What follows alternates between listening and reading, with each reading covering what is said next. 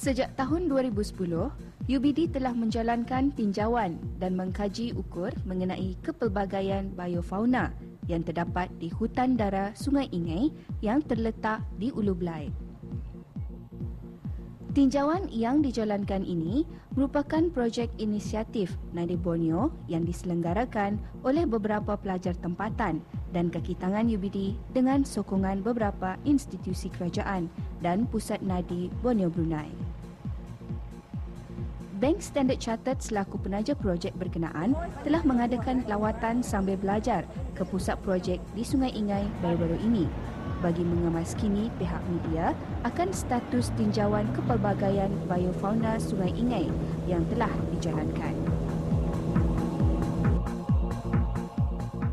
Lebih kurang jam 3 petang, rombongan selamat tiba di pusat projek tinjauan kepelbagaian biofauna Sungai Ingai dan disambut mesra oleh beberapa orang kampung dan kaki tangan projek.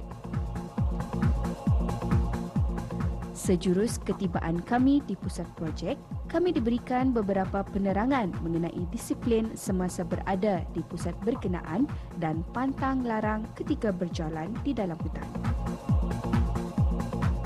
Pada sebelah malam, satu taklimat mengenai jadual dan peraturan serta penerangan ringkas mengenai projek diberikan oleh Ketua Projek dan Ekspedisi Mensyarah Kanan Biologi Fakulti Sains Universiti Brunei Darussalam iaitu UBD, Dr. Joseph Charles. Menurutnya, projek 2 tahun ini akan memperlihatkan penambahbaikan undang-undang dan rangka kerja pengurusan bagi pemeliharaan kepelbagaian bio dan meningkatkan kefahaman mengenai kepelbagaian bio melalui tinjauan flora dan fauna di hutan terlindung Sungai Ingai ini. Ujarnya lagi, pengumpulan data dasar mengenai binatang dan hidupan liar adalah sangat penting bagi mewujudkan sebuah pengkalan data yang akan mempengaruhi pemeliharaan dan pengurusan kepelbagaian bio di Brunei. Di hari kedua seawal jam 7 pagi, rombongan dibawa untuk berjalan di dalam hutan bagi menyaksikan sendiri proses kajian yang dijalankan. Penerokaan ini turut diketuai oleh beberapa pakar tempatan yang menjadi juru pandu bagi UBD menjalankan tinjauan ini. Rombongan juga diberikan penerangan dan demonstrasi memasang perangkap bagi tujuan kaji ukur. Tinjauan pelbagai fauna yang dijalankan ini telah menunjukkan hasil di luar jangkaan di mana spesies-spesies serantau yang tidak membahayakan serta spesies baru juga terdapat hidup di hutan terlindung Sungai Ingai yang kecil ini dengan keluasan 18,491 hektar. Kru Rampai Pagi sempat menemu bual pembantu kajian Muhammad Faizal bin Hamdan mengenai kajian yang telah dijalankan. Kami di sini membantu membuat penyelidikan di Sungai Ingai. Pihak museum telah mengantar 2 orang kaki tangan. Masing-masing diberi tugas, iaitu saya mengikuti membantu penyelidikan misnetting bersama-sama dengan Dr. Charles dan juga Dr. Ang Bibi, manakala seorang lagi membuat penyelidikan primate hornbill survey bersama-sama dengan Awang Iyat Samhan bin Nyawa. Di dalam misnetting, kami membuat penyelidikan burung dalam beberapa hari. Dalam penyelidikan burung, kami memasang misnetting dalam 4 misnetting pada bulan 7. Kali ini kami menyambung lagi yang berkemungkinan untuk mendapatkan lagi jumlah burung dan akan tahu hasilnya nanti.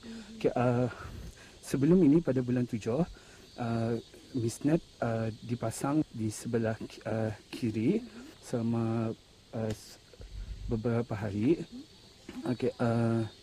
Dan di sana juga kami diajar dengan terperinci bagaimana memasang misnet dan juga membuka burung semasa burung tertangkap dan juga melepaskannya. apabila burung-burung tertangkap, kami juga diajar oleh Dr. Charles dan Dr. Ang Bibi untuk bagaimana cara melepaskannya supaya tidak akan mati, burung tersebut tidak mati dan tidak lemah. Burung yang tertangkap itu akan diambil data dan disukat sebelum ianya dilepaskan. Alhamdulillah, ini kali ketiga. Itu kali pertama pada bulan Julai tahun lepas dan kali kedua pada bulan Julai tahun ini, dan ini kali yang ketiga. Okay. Kali ini ialah kesinambungan daripada penyelidikan bulan 7 tahun ini. Sungai Ingai tidak syak lagi merupakan Majlis Brunei. Hasil yang diperolehi membuktikan jangkaan tepat untuk menjadikan Sungai Ingai dan hutan di sekelilingnya sebagai taman hidupan liar dan perluasan ke atas kawasan utama tersebut, termasuk sebahagian besar zon penampakan mungkin akan dapat dibuat bagi pelbagai kegunaan. Kru Rampai Pagi juga sempat menemu bual beberapa orang peserta rombongan mengenai pengalaman mereka yang pertama berada di Sungai Ingai. Yes, indeed, this is my first time actually to Sungai Ingai. It's been a wonderful experience, experiencing actually what we have here today. We are actually very proud actually as part of Standard Chartered Bank to be able to bring this project actually to life in Brunei. I did expect the worst. I come from the city, so I expected the base camp to be in terrible conditions. Expected the facilities to be less of actually good standards, but really I am pleasantly surprised with the conditions of living actually right here. The base camp looks wonderful, the food is great, we've got a wonderful facilities at the back, so it has exceeded my expectations across all areas. And I think what is actually even more important is that I have now experienced what it really, really is like to be actually out in the wild, to be actually out in the environment. I've only known this theoretically, that the nature is beautiful, and as I experienced the last 2 days, indeed nature is indeed beautiful. And there's so many things that we can learn every day actually from what we see around here. We from the jetty actually to Sungai Ingai, we actually had 2 checkpoints. Of course, the first checkpoint was actually to Kampung Melinas. At that point, from the jetty to Kampung Melinas, it's been actually a very good ride, very quick, very swift, and because it was high tide, so it took us no more than 3 hours.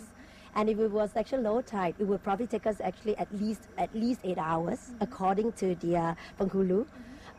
But from Kampung Melinas actually to Sungai Ingai itself, it's been actually quite challenging, I think. Maybe from my perspective, as someone actually from the city, as we rode down actually to the river, there were locks in the river, and some of us had to go out the boat to push the boat because the boat was actually stuck on the log.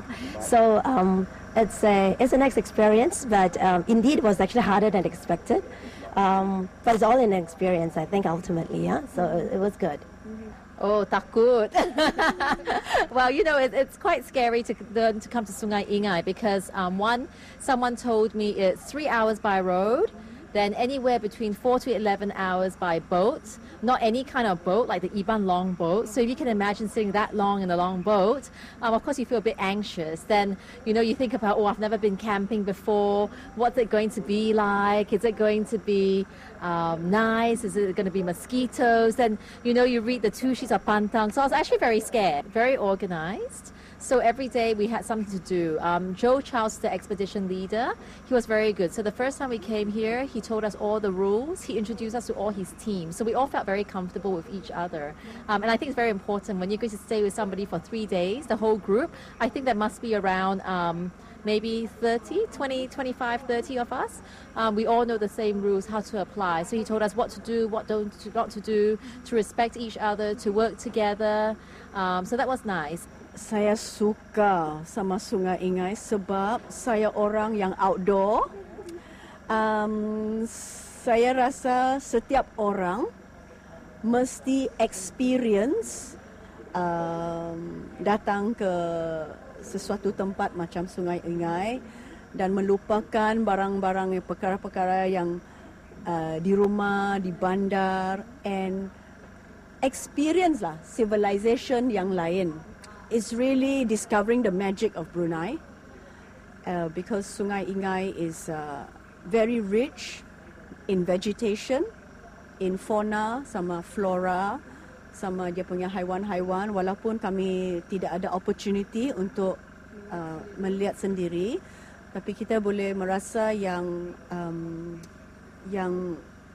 the UBD memang membuat satu pendidikan yang baik untuk pemuda-pemudi di Brunei, and then untuk orang yang di luar negeri untuk memberi tahu yang kami ini bukan saja ada hutan. Brunei is not only about jungle and it's not boring, but there is also an opportunity to discover Brunei. Deklarasi Nadi Borneo telah ditandatangani pada penghujung tahun 2007 di antara 3 negara iaitu Brunei, Indonesia dan Malaysia yang telah mencapai persetujuan untuk memelihara dan mengurus salah sebuah pusat kepelbagaian biologikal yang terpenting di dunia iaitu hutan hujan tropika yang meliputi lebih kurang 220,000 km persegi, hampir 1/3 Kepulauan Borneo. Nadi Borneo masih mempunyai sebahagian besar hutan dara, satu-satunya kawasan di Asia Tenggara di mana hutan-hutannya masih boleh dipelihara secara meluas. Ia memisahkan gunung-gunung melalui perentasan sempadan di antara Brunei, Indonesia dan Malaysia dan berhubung melalui kaki bukit yang bersebelahan dengan tanah rendah. Projek tinjauan binatang dan hidupan liar ini juga memberikan latihan pembangunan kapasiti kepada penuntut UBD dan beberapa orang pegawai kerajaan. Hasil tinjauan ini nanti akan menyumbang kepada pengetahuan saintifik, pengurusan pemeliharaan binatang dan hidupan liar, perancangan dan pembangunan eko-pelancongan, kerjasama merentas sempadan dan penghormatan serantau ke atas Brunei sebagai sebuah tempat yang masih mempunyai hutan hujan tropika. WWF berhasrat untuk membantu Brunei, Indonesia dan Malaysia untuk memelihara Nadi Borneo melalui beberapa siri kawasan perlindungan dan hutan yang berdaya tahan diurus serta melalui kerjasama antarabangsa yang diketuai oleh kerajaan-kerajaan Borneo dan disokong dengan usaha serantau.